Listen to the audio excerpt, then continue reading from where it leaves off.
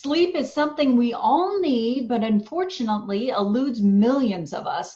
And according to the CDC, insufficient sleep is a public health epidemic. So with advice on how to get sleep and stay asleep, we're joined by Dr. Patrick Porter. Yeah, well, I mean, 100 years ago, we slept 12 hours. So now it's the average person sleeps less than 6. So you're talking about 1 in 3 people have a sleep problem and 2 in 3 people aren't getting 6 hours of sleep. So that's a big issue. So let's talk about the side effects of that, because it can hurt our bodies in the long term, can't it? Well, in short term and long term, because every chronic disease has something called inflammation associated with it. So if you're not getting sleep, your brain is not getting the neuro change that it needs or the rest that it needs to recharge the brain and body.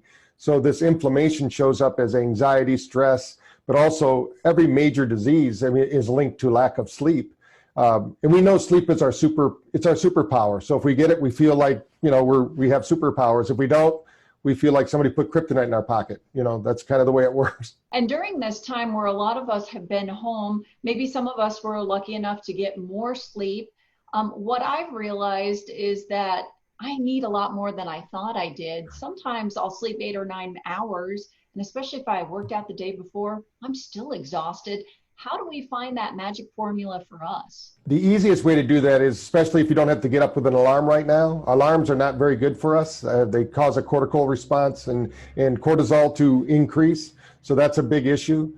But one way you can do it is when you don't have to get up, don't. But when you first wake up, don't hit the snooze, get out of bed. If you do that consistently for 3 or 4 days, you'll find out it's probably between 7 and 8 hours that most people need. Why do you think so many people have these problems of not getting enough sleep? And I know that probably some of my problems stem with looking at my phone too much or watching TV too late.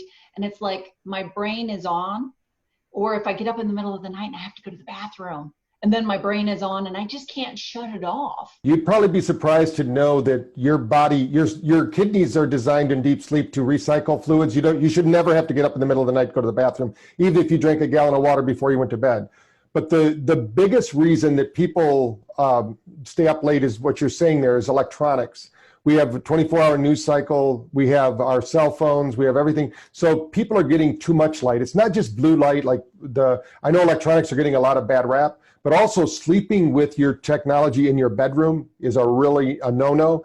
We've done studies where we've shown every time, even though your unit might be on mute, every time you get a ping to your phone, there was a cortical response, which means your brain woke up, gave you a little cortisol, even though it wasn't enough to wake you up totally, but these microbursts actually stop you from reaching that deep sleep that you need. So is there a secret to getting good sleep and staying asleep? You should have a ritual, at least most people 2 hours before they go to bed. Go around the house, start turning down the lights. We need to tell our brain that it's time to start making melatonin and start our circadian rhythm and get into deep sleep. Number 2, don't watch something that's going to excite you at night, at least 2 hours. Watch your news earlier and then watch something fun, light. Your TV is not going to give you as much exposure as your cell phone because we're holding it closer to us. The cell phone doesn't really have any response as long as it's about 4 feet away. And the other is do something that cools you down at night. Your body has to lower its core temperature in order for you to reach that deep level of sleep. So some people there are sleep aids actually that cool your bed even. There's companies that do that. So we have ways in getting our body in. Don't eat or drink anything 2 hours before sleep. If you're going to drink something, drink only water. But the key thing is that your body will not go into its sleep cycle. And the deepest sleep cycle is the first one. So when you said you slept, 8 or 9 hours, it really doesn't matter how much time you have in bed. It matters that you get at least an hour of deep sleep and 2.5 hours of REM sleep. But it doesn't happen all at one time. It happens through cycles and waves.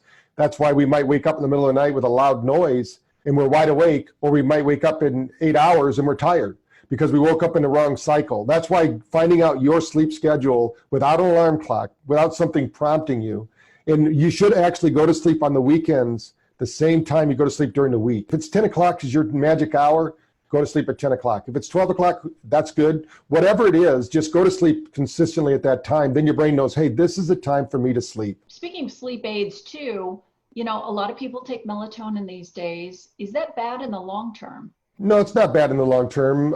It's actually melatonin is a brain cleaner, but of course, your own body, you possess the world's greatest pharmacy. You know, your human brain. So if we can get your brain doing it, that's much better. But in the short term, it's not going to harm you to take melatonin. Some people take a lot. I mean, like 500 cc's and things like that, which might be too much. But your brain gets rid of that. It's just like any other vitamin or mineral. If your body doesn't need it, it eliminates it. So you're all right. And I want to talk about the strange little doodad you have behind you. It's called the brain tap. And I imagine that a lot of this is not just physical, but psychological. And you kind of tap into that idea with brain tap to get people to that stage where they can sleep, right? We, with light, sound, and vibration, can train the brain to get back into that natural sleep rhythm and cycle using our brain's natural capacity, which is these cycles. When it's night out, we're supposed to be sleeping. That's why shift workers have so many health problems. Their body's not getting the right signals from the sun. So what we do is we're going to use nature to train the brain and get these responses and get you back into a natural rhythm and flow. And the nice thing is you can help your brain at any age. And your brain is the core, the key to sleeping. So with Brain Tap, we're teaching you to do a form of physical relaxation or progressive relaxation. People can do that. We have a site where people can actually go and experience it for free if they want to. So they can go to the site braintap.pro. They can get a copy of my book called Thrive and Overdrive free. They can keep that no matter what they do. And they can try out the app before they go. We have sleep sessions. There's one that's go to sleep. We also have sessions that wake you up. We call it digital coffee.